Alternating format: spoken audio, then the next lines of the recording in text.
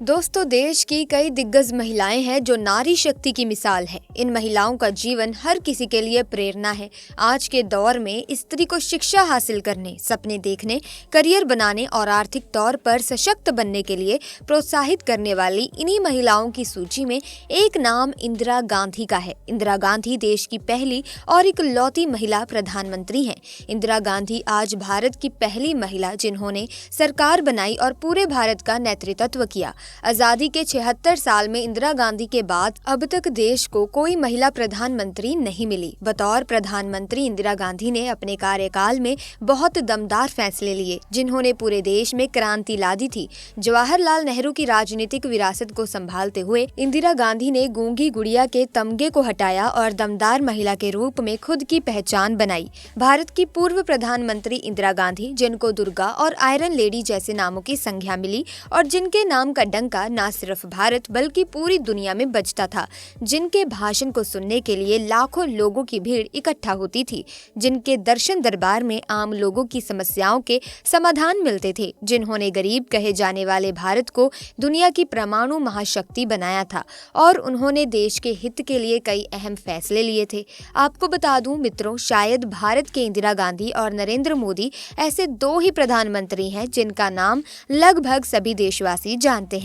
लेकिन यहाँ सोचने वाली बात यह है कि इंदिरा गांधी के समय तो इतना सोशल मीडिया भी नहीं था, फिर भी हर तरफ उनके नाम का डंका बजता था और आज भी उन्हें याद किया जाता है। शायद आज भी इंदिरा गांधी से जुड़ी कुछ ऐसी अनसुनी बातें हैं जिनके बारे में 90% लोग नहीं जानते हैं, जैसे कि कैसे उन्होंने अमेरिका के राष्ट्रपति के साथ डांस करने से इनकार कर दिया था, क्यों अटल बिहारी वाजपेयी ने उन्हें दुर्गा और पूरी दुनिया उन्हें आयरन लेडी के नाम से संबोधित करती थी। आज हम पूर्व प्रधानमंत्री इंदिरा गांधी के जीवन से जुड़ी इन्हीं सभी अनसुनी अनकही घटनाओं से पर्दा उठाएंगे, लेकिन उससे पहले नए दर्शक जल्दी से चैनल को सब्सक्राइब कर दीजिए। दोस्तों, इंदिरा गांधी का जन्म 19 नवंबर 1917 के दिन उत्तर प्रदेश के प्रयागराज में हुआ था। उनके पिता पंडित जवाहरलाल नेहरू और माता कमला नेहरू ने उन्हें काफी बेहतरीन संस्कार दिए थे। बड़ी होकर इंदिरा ने विदेश जाकर पढ़ाई भी की, फिर वापस आकर उन्होंने देश की आजादी के लिए कई आंदोलनों में हिस्सा बनना शुरू किया। इसी बीच उन्हें राजनेता फिरोज जहांगीर गांधी से प्रेम हुआ, लेकिन फिरोज पारसी थे, जिससे पार्टी के कई लोगों का कहना था कि कैसे देश के बड़े ब्राह्मण परिवार की बेटी एक बनिया से शादी कर सकती है। इसीलिए फिरोज के सरनेम में थोड़ा फेरबदल करवाकर महात्मा गांधी ने उन्हें गांधी सरनेम दिलवाया, जिसके बाद 26 मार्च 1942 के दिन इंदिरा गांधी और फिरोज की शादी हुई और यहाँ से इंदिरा नेहरू बनी इंदिरा गांधी। फिर 15 अगस्त 1947 के दिन जवाहरलाल नेहरू आजाद भारत के पहले प्रधानमंत्री बने। पंडित नेहरू आजादी की लड़ाई के दौरान 9 बार जेल गए। उन्होंने अपने जीवन के 3559 दिन, करीब 9 साल जेल में गुजारे थे। वहीं बचपन से ही देश के लिए कुछ कर गुजरने का सपना देख रही श्रीमती इंदिरा गांधी ने भी 1955 में राजनीति में कदम रखा और धीरे धीरे करके वो कांग्रेस कैबिनेट का हिस्सा भी बनने लगी। इस दौरान इंदिरा गांधी अपने पिता का दाहिना हाथ बनकर उभर रही थी, मगर 27 मई 1964 के दिन जवाहरलाल नेहरू को दिल का दौरा पड़ने से उनका दुखद निधन हो गया, जिससे इंदिरा गांधी टूट चुकी थी। लेकिन उन्होंने खुद को संभालते हुए देश के हित में काम करना जारी रखा। वहीं पंडित जी की मौत के बाद अब आजाद भारत के नंबर 2 प्रधानमंत्री बने लाल बहादुर शास्त्री। लेकिन ईश्वर को तो कुछ और ही मंजूर था। बस 18 महीने बाद ही ताशकंद समझौते के दौरान 11 जनवरी 1966 की रात संदिग्ध हालात में प्रधानमंत्री लाल बहादुर शास्त्री की मौत हो गई थी। उनकी मौत किस कारण से हुई, ये आज भी एक राज है। उस वक्त मेडिकल रिपोर्ट में कहा गया कि लाल बहादुर शास्त्री की मौत हार्ट अटैक की वजह से हुई थी, लेकिन उनकी पत्नी का आरोप था कि उन्हें जहर दिया गया था। लाल बहादुर शास्त्री जी की मृत्यु के बाद इंदिरा गांधी चुनाव के लिए खड़ी हुई। यहाँ दिलचस्प बात ये भी है कि इंदिरा गांधी की लड़ाई अपने पक्ष के नेता गुलजारी लाल नंदा और मोरारजी देसाई थे। दोस्तों, मगर शास्त्री जी की मृत्यु के बाद कार्यकारी प्रधानमंत्री बने गुलजारी लाल नंदा ने प्रधानमंत्री पद की रेस से अपना नाम वापस ले लिया। अब इंदिरा की सीधी लड़ाई गुजरात के नेता मोरारजी देसाई से बची थी, जिसका फैसला कांग्रेस के 525 सांसद के हाथों में था, जिनमें से 169 सांसदों ने मोरारजी देसाई का साथ दिया, जबकि 365 सांसदों का मानना था कि इंदिरा गांधी बेहतरीन प्रधानमंत्री बन सकती हैं। इसी तरह बहुमत के साथ 19 जनवरी 1966 के दिन श्रीमती इंदिरा गांधी देश की पहली महिला प्रधानमंत्री बनी। यही वो साल था दोस्तों जब एक ही साल साल में देश को 3 प्रधानमंत्री मिले थे। हालांकि उस वक्त राजनीति में महिलाओं को पुरुषों के मुकाबले कम आंका जाता था, लेकिन इंदिरा गांधी का व्यक्तित्व इतना प्रभावी था कि कुछ ही समय में वो देश के करोड़ों लोगों की पसंदीदा प्राइम मिनिस्टर बन गई। और सचमुच पढ़ी लिखी इंदिरा गांधी ने अपना पूरा ज्ञान देश और जनता के विकास में लगा दिया। उनसे जुड़ी एक दिल छू जाने वाली बात यह है कि जिस तरह उनके पिता जवाहरलाल नेहरू रोजाना जनता से मिलकर उनकी समस्याओं का समाधान निकालने की कोशिश करते थे, उसी तरह उनकी परंपरा को आगे बढ़ाते हुए इंदिरा गांधी भी रोज सुबह 8:20 पर आम लोगों से मिला करती थी। इसे उनका दर्शन दरबार कहा जाता था। उस दौरान हफ्ते में कम से कम 3 बार उनका दरबार चर्चित किताब द मैरी गोल्ड स्टोरी की लेखिका और वरिष्ठ पत्रकार कुमकुम चड्ढा भी वहां मौजूद रहती थी। कुमकुम बताती है कि इंदिरा इस समय का इस्तेमाल भारत के आम लोगों से मिलने के लिए किया करती थी। कभी कभी जब भीड़ अनियंत्रित हो जाती थी तो उन लोगों को प्राथमिकता दी जाती थी जो दिल्ली के बाहर से आते थे। इस दरबार में 2 तरह के लोग आते थे। एक तो वो जो सिर्फ इंदिरा गांधी को देखना भर चाहते थे, दूसरे वो जिन्हें छोटे मोटे काम करवाने होते थे, जैसे सरकारी अस्पताल में किसी का इलाज करवाना। इन सब में बहुत से लोग श्रीमती इंदिरा गांधी के पैर छूने की कोशिश भी किया करते थे, मगर उन्हें अपने पैर छुआना बिल्कुल भी पसंद नहीं था। इंदिरा गांधी अपने साथ काम करने वाले छोटे से छोटे लोगों की भी काफी इज्जत करती थी, जिसे लेकर उनकी गरीबी मंत्री रह चुकी मसीना किदवई एक किस्सा बताती हैं। एक बार जब हम उत्तराखंड में एक चुनाव सभा करके वापस लौट रहे थे, तभी मैंने इंदिरा से कहा कि हमें कहीं रास्ते में रुकना पड़ेगा ताकि ड्राइवर कुछ खा ले, लेकिन उस वक्त ऐसे चलते चलते रास्ते में जल्दी खाना वगैरह मिलना मुश्किल था। तो इंदिरा गांधी ने तुरंत अपना झोला टटोला और अपने पसंदीदा बिस्किट मारी बिस्किट का एक पैकेट निकाला।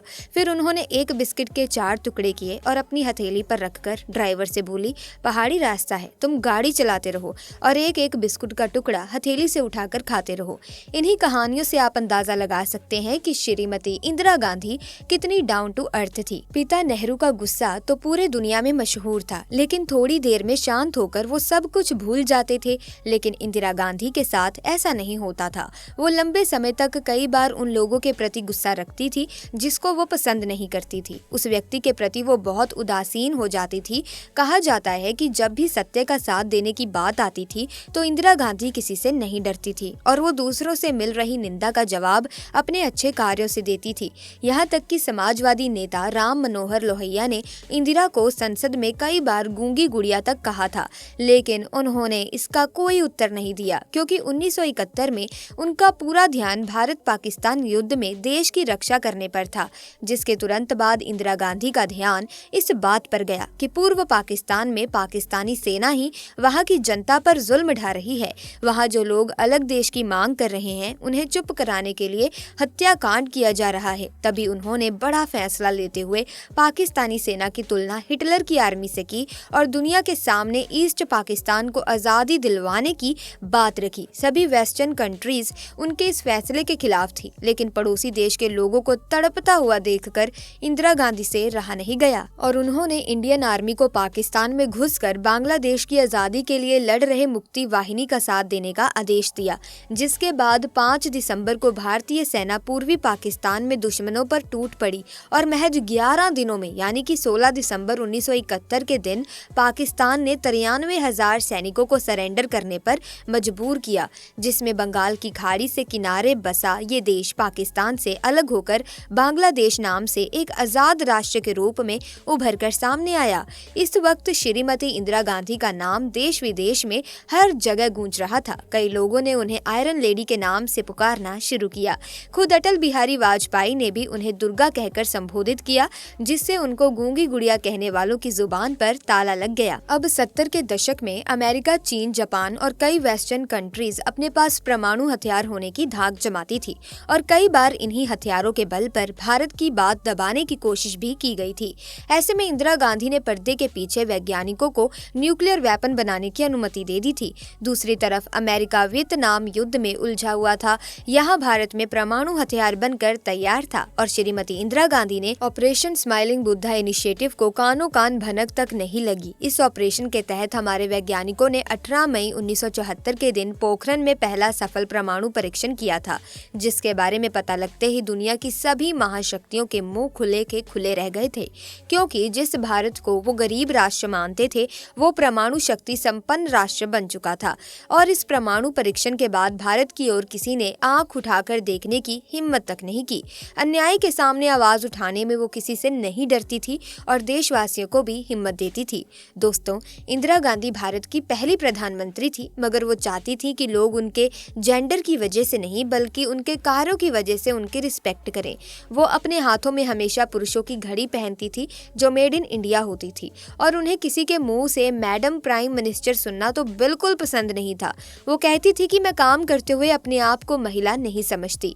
इसी से जुड़ा एक दिलचस्प किस्सा अमेरिका में भारत के राजदूत रह चुके B.K. नेहरू अपनी किताब नाइस गाइज फिनिश सेकंड में बताते हैं कि प्रधानमंत्री बनने के बाद मार्च 1966 में जब इंदिरा गांधी पहली बार अमेरिका आई तब मुझे प्रेसिडेंट लिंडन जॉनसन के करीबी जैक वेलेंटी का फोन आया, जिन्होंने बताया कि हमने हाल ही में एक पत्रिका पढ़ा है कि इंदिरा गांधी को पसंद नहीं कि कोई उन्हें मैडम कहकर पुकारे।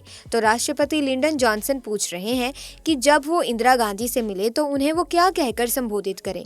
जो सुनकर मैंने उनसे कहा कि मैं खुद पीएम इंदिरा गांधी से पूछकर बताता हूँ। वो आगे लिखते हैं कि जब मैंने इंदिरा गांधी को बताया कि ये फोन किस कारण से आया था तो उन्होंने कहा कि राष्ट्रपति जॉनसन अगर चाहे तो मुझे सीधा प्रधानमंत्री कहकर ही बुला सकते हैं, अगर वो मुझे मिस्टर प्राइम मिनिस्टर कहें तब भी चलेगा, और उन्हें ये जरूर बता देना कि मेरे कैबिनेट के मंत्री मुझे सर कहकर ही पुकारते हैं। उसी यात्रा के दौरान जब व्हाइट हाउस में इंदिरा गांधी के लिए डिनर अरेंज किया गया तब खाने के बाद प्रेसिडेंट जॉनसन ने उन्हें नृत्य करने के लिए आमंत्रित किया। जैसा कि आप सभी जानते हैं कि वेस्टर्न कल्चर में दो बड़ी हस्तियां एक दूसरे के सम्मान में कुछ पल डांस करते हैं। हालांकि इंदिरा गांधी अपने छात्र जीवन में पश्चिमी तरीके का बाल डांस किया भी करती थी, लेकिन उन्होंने बड़े ही विनम्र तरीके से प्रेसिडेंट जॉनसन के आमंत्रण को ये कहकर नकार दिया कि मेरे देशवासियों को ये पसंद नहीं आएगा कि उनकी प्रधानमंत्री किसी के साथ डांस करे।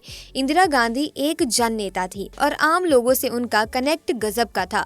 कांग्रेस नेता मोहसिना किदवई एक किस्सा सुनाती हैं। जब 1978 में आजमगढ़ उपचुनाव में उनका चुनाव प्रचार करने इंदिरा गांधी वहां गई थी। वो कहती है कि उस जमाने में आजमगढ़ बहुत ही पिछड़ी हुई जगह थी और आज भी है, ना कोई रेस्टोरेंट ना कोई खाने की जगह। मैंने इंदिरा से कहा कि सरकारी गेस्ट हाउस में कमरा बुक कराया था। जब हम वहां पहुंचे तो अटेंडेंट कमरा खोलने के लिए मना कर रहा था। उसने कहा कि यहाँ मंत्री जी ठहरेंगे, उनका हुक्म है कि कमरा किसी के लिए ना खोला जाए। वो कहती है कि जब कमरा खुलवाने की मेरी सारी कोशिशें नाकामयाब हो गई तो एक बार फिर से मैंने कहा, तुम्हें मालूम तो है ना मैं किसके रुकने के लिए कह रही हूँ? वो बोला नहीं। जब मैंने कहा कि कार में इंदिरा गांधी बैठी हैं, जैसे उसने ये नाम सुना उसने लपक कर कमरे का दरवाजा खोला, मंत्री को एक भद्दी सी गाली दी और बोला नौकरी जाए तो जाए। इस तरह का प्यार था लोगों का इंदिरा गांधी के लिए। किसी कमरे से निकलने से पहले वो उस कमरे की लाइट जरूर ऑफ किया करती थी, वो भी अपने हाथों से। एक बार वो बाराबंकी की यात्रा पर थी, वो वॉशरूम में थी, तभी राष्ट्रपति फखरुद्दीन अली का फोन उनके लिए आया। उनके साथ गई मसीना किदवई ने दरवाजा खटखटाकर कहा कि उनके लिए राष्ट्रपति का फोन है। इंदिरा गांधी बाहर आई, लेकिन फोन लेने से पहले उन्होंने मोहसिना से कहा कि जाकर पहले वॉशरूम की लाइट बंद करें, जिससे वो जल्दी में बंद करना भूल गई हैं। मोहसिना कहती हैं कि मैं ये सुनकर स्तंभ रह गई कि एक तरफ भारत का राष्ट्रपति टेलीफोन पर है और इंदिरा गांधी को चिंता है कि वॉशरूम की लाइट ऑफ हुई या नहीं। श्रीमती इंदिरा गांधी ने अपने पहले कार्यकाल में प्रधानमंत्री पद संभालते समय सत्य और निष्ठा की शपथ ली थी, मगर साथियों वो दूसरी बार जब सत्ता में आई तो वो पूरी तरह से धार्मिक हो चली थी। दूसरी बार उन्होंने ईश्वर के नाम पर प्रधानमंत्री पद की शपथ ली। सन 1970 में अपनी हार के बाद उन्होंने बनारस के काशी विश्वनाथ मंदिर और संकट मोचन मंदिर में पूजा की। किताब Indira India's most powerful prime minister में लिखा है कि इस दौरान उन्होंने वैष्णो देवी के दर्शन किए और हेलीपैड से वहां तक का 2 किलोमीटर का रास्ता भी पैदल चलकर तय किया। अंबाजी मंदिर में उन्होंने पूरे 1 मिनट तक दंडवत होकर प्रार्थना की। सन 1980 में संजय की मौत के बाद उन्होंने धार्मिक कार्यकलापों को बढ़ चढ़कर भाग लेना शुरू किया। उन दिनों जब सूर्य ग्रहण पड़ता था तो उन्होंने अपनी गर्भवती बहू मेनका गांधी को सूर्य ग्रहण देखने की अनुमति नहीं दी। उन्होंने तमाम उम्र अपने गले में रुद्राक्ष की माला पहनी। उनके घर के पूजा गृह में सभी देवताओं की मूर्तियों के अलावा गौतम बुद्ध, रामकृष्ण परमहंस की मूर्तियां और एक शंख रखा रहता था। धार्मिक मामलों में उनके सबसे बड़े सलाहकार कमलापति त्रिपाठी थे। कुमकुम चड्डा अपनी किताब द मैरी गोल्ड स्टोरी में लिखती हैं कि एक बार नवरात्रि के मौके पर वरिष्ठ वरिष्ठ कांग्रेस नेता कमलापति त्रिपाठी ने उनसे 9 बालिकाओं के पैर धोकर उनका पानी पीने के लिए कहा। उन्होंने सवाल पूछा कि इससे वो कहीं बीमार तो नहीं पड़ जाएंगी, लेकिन शुरू में झिझक के बाद विदेश में पढ़ी और फ्रेंच बोलने वाली इंदिरा गांधी ने ये रस्म भी पूरी की। इंदिरा को जेवर का कोई शौक नहीं था। हाँ, वो हाथों में पुरुषों की घड़ी जरूर पहनती थी, वो भी सरकारी कंपनी की। उनकी भारतीयता उनके कपड़ों में साफ झलकती थी। मार्च 1982 में जब लंदन के फेस्टिवल ऑफ इंडिया का आयोजन किया गया और शुरू में राष्ट्रगान बजा तो उनकी दोस्त रही पुपुल चेकर ने नोट किया कि उनकी आंखें नम हो गई थी। वो अपने राजनीतिक प्रतिद्वंदी मोरारजी देसाई को वो हमेशा मोरारजी भाई कहकर संबोधित करती थी और जज जीवन राम को उन्होंने हमेशा बाबूजी कहा। दक्षिण के चुनाव दौरे के दौरान या प्रचार करते करते रात को जब देर हो जाती तो वो कार में बैठे बैठे अपने दोनों घुटनों के बीच टॉर्च रखकर जला लेती थी ताकि उनकी रोशनी उनके चेहरे पर पड़े और लोग अंधेरे में भी उनको देख सकें। तो दोस्तों, आज के लिए बस इतना ही। मगर वो कौन सा कारण था जिसकी वजह से इंदिरा गांधी को इमरजेंसी लागू करनी पड़ी और क्यों की गई थी इंदिरा गांधी की हत्या? क्या वाकई में संजय गांधी ने अपनी मां इंदिरा गांधी को पार्टी में थप्पड़ मार दिया था या सिर्फ विपक्ष की फैलाई ये एक अफवाह है? और क्या है संजय गांधी की मौत का सच और क्यों संजय गांधी की मौत के सिर्फ 2 साल बाद ही अपनी बहू मेनका गांधी को उन्होंने अपने घर से निकाल दिया था? अगर आप इन सवालों के जवाब चाहते हैं तो कमेंट बॉक्स में नेक्स्ट पार्ट या पार्ट 2 जरूर लिखेगा। ऐसे में दोस्तों, ऐसी ही वीडियो के साथ हम आपके सामने हाजिर होते रहेंगे। और अगर आप भी इन वीडियो को देखने में इंटरेस्टेड हैं और आपको ये वीडियो देखना बहुत ही इंटरेस्टिंग लगता है और ऐसे किस्से कहानियां सुनकर आप भी बहुत ही ज्यादा मोटिवेट हो जाते हैं, तो अभी इसी वक्त हमारे चैनल को सब्सक्राइब कर लें और बेल आइकन को प्रेस कीजिए ताकि इसी तरह की मोटिवेटेड, इसी तरह की इंटरेस्टिंग वीडियोस की अपडेट आपको मिलती रहे। वहीं अगर आपको ये वीडियो वाकई में अच्छी लगी है तो आप इस वीडियो को लाइक करें और ज़्यादा से ज़्यादा अपने फ्रेंड्स को, अपने फैमिली मेम्बर्स को शेयर ज़रूर करें ताकि उन्हें भी इंदिरा गांधी के जीवन काल के बारे में पता लग सके। इसी के साथ आज की वीडियो में बस इतना ही। हमें दीजिए इजाज़त, फिर मुलाकात होगी आपसे। तब तक के लिए थैंक्स फॉर वॉचिंग।